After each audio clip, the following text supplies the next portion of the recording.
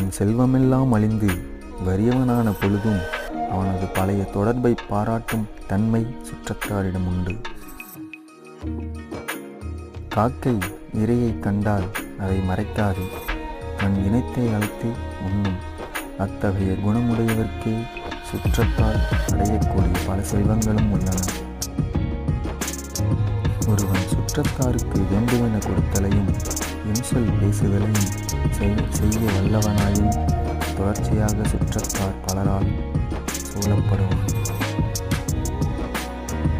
ஊக்கத்தை உறுதியாக தம் கைப்பொருளாக உள்ளவர் நாம் செல்வத்தை இழந்துவிட்டோம் என்று சொல்லி வருந்த மாட்டார்கள். ஒருவனுக்கு ஊக்கம் மிகுதியே உறுதியான வலிமையாகும்.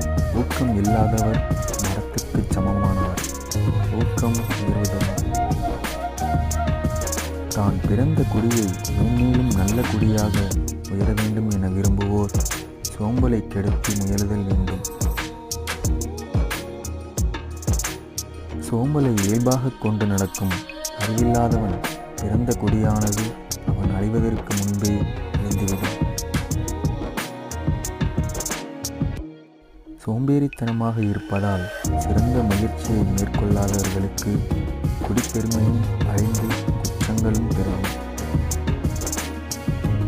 விரைந்து செய்ய வேண்டியதை காலம் நீடித்து செய்யும் இயல்பும் மறதியும் சோம்பலும் ஊக்கமும் ஆகிய நான்கும் கெடும். இயல்புடையவர் விரும்பியேறும் மறக்கலமாகும்.